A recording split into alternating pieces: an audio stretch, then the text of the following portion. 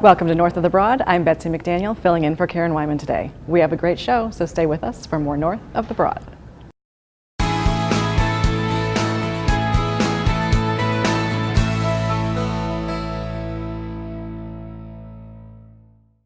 Welcome to North of the Broad. I'm joined by Jonathan Haupt of the Pat Conroy Literary Center, and I'm very excited to have him here. I know he's been here before, but it's my first time meeting him, so welcome. Thank you. It's good to be back. Yeah, so tell us what's new with the center since last time you were here on the show. Well, we've made an incredible use of a very small space, and we've just recently started displaying a new group of photographs of Pat's year teaching on Defusky Island, 1969 to 1970. And those photos were taken by Beaufort Mayor Billy Kaiserling and by his brother Paul, so there's this wonderful backstory to them as well. And they include some magnificent exterior shots of this little two-room schoolhouse, the Mary Fields School on Defusky Island. And we've got Pat, who is at that point in his life 23 years old, teaching these wonderful kids. Yeah. We have about 63 photos, more than we have room to display, but we've got a small number up now, and we'll be displaying more during the annual Pat Conroy Festival this October. Okay. This one is particularly interesting because this young girl raising her hand right here, well, this is Sally Ann Robinson, the famed Gullah cookbook chef, who's now giving tours of Defusky Island as well. She was one of Pat's 18 students. That's amazing. Oh, and it's incredible. So incredible that she's still here, local. She's carrying on the traditions on Defusky. She is, absolutely. Yeah. Well, Pat told those kids that education was freedom, and Sally Ann took that to heart and has just continued to educate herself and share that, not as a teacher in the classroom sense, but in every other sense of that word. Absolutely, absolutely. And even nationally, she's gotten recognition on some different shows and things where she's been able to share the culture. She's presented at the Smithsonian Institute in Washington, which is one of the museums Pat took those kids to see when he was teaching them. So for her to go back now as an adult has been incredible for her. Well, and how proud he must have been to watch all that happen for her. Oh, of course, of course. Those kids were everything to Pat. But he and Sally Ann had a particularly strong relationship. Yeah. So for those who don't know where you are you located? Well, we're just a block off Bay Street. We're at 308 Charles Street, very close to the downtown marina, and we're open now 4 days a week. We used to be open 3 days a week, but the public was showing up 7 days a week. So we said, all right, we'll meet you halfway. Right, and we'll go to 4. So Thursday through Sunday from noon to 4 p.m. And is there an admission cost? It's entirely free. It's our gift to Beaufort. That's really nice. And how many visitors do you see each week, year, month? We've had over 1,000 come through since we opened in October, but on a typical day we have about 20 people come through. But our guests are learning that it's well worth coming back, because part of what you're seeing isn't just the exhibit, it's an exchange of stories with our docent, and we have sort of celebrity docents each day from sort of the Pat Conroy family and friends as well. Okay, so who might somebody see on any given day? Well, on Thursdays, Pat's oldest daughter, Jessica, is now with us, and very often she has her daughter, Stella, Pat's granddaughter, with us too. Okay. And on Fridays, we have Stephanie Austin Edwards, who's a local writer, but she was a high school classmate of Pat's as well, and was an editor of his on the literary magazine at Beaufort High School. And Saturdays, we have Will Balk, who a lot of people remember from Bay Street Trading Company, the local bookstore. And then on Sundays, which is a particularly interesting day to go, we have Pat's younger sister, Kathy.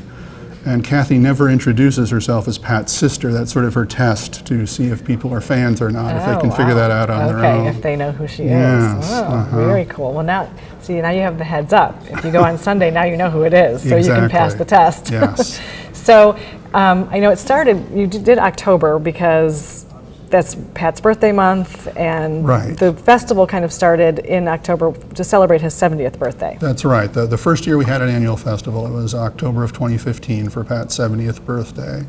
And as he was coming off the stage at the end of that festival, we sort of hinted at the idea that we wanted to continue it as an annual event.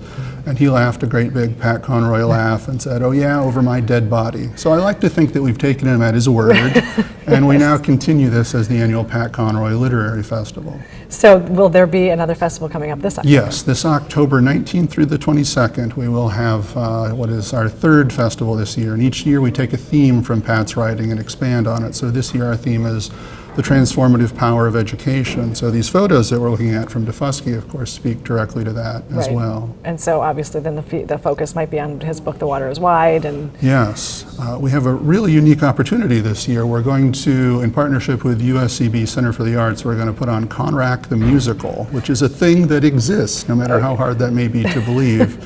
Musical based on the movie, based on the book, The Water is Wide. And Pat actually got to see it at Ford's Theater, so this is sort of a revival, but it'll be cast with all local performers, and it'll be shown at least twice during the festival.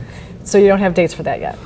For Conroy the Musical, yes. It'll be the Saturday and Sunday night of the festival, and it will likely start the week before that as well, so people will get a chance to see it outside of the festival as well. Okay, and do you have a website that people can get more information about the festival and how to be a part of it? Absolutely. Everything we have about the festival and our ongoing workshops for writers and our monthly Visiting Writers series is all on patconroyliterarycenter.org. And tell me a little bit about those writing workshops that you just mentioned. At least twice a month we've been offering a workshop for writers at varying levels and in all sorts of genres as well, from fiction to memoir to short story to poetry, sort of continuing Pat's legacy as a teacher.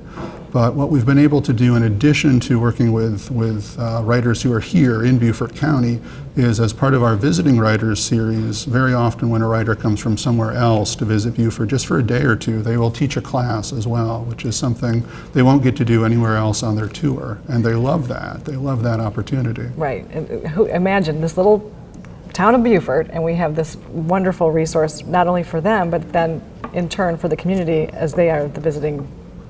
Oh, absolutely. Yeah. The community has really embraced this too, because it's sort of given us a chance to showcase the talent that's already here in Beaufort, writers and skilled literary scholars and critics and people who really know the book industry, but also to bring people from elsewhere, not only to present, but to attend as well. The festival brings people from 35 different states and many countries as well, all coming to Beaufort to see some little part of Pat's literary legacy. Well, he was very, very much loved, so it's great that you're carrying on his traditions, and we appreciate you being with us, and we'll be right back on North of the Broad.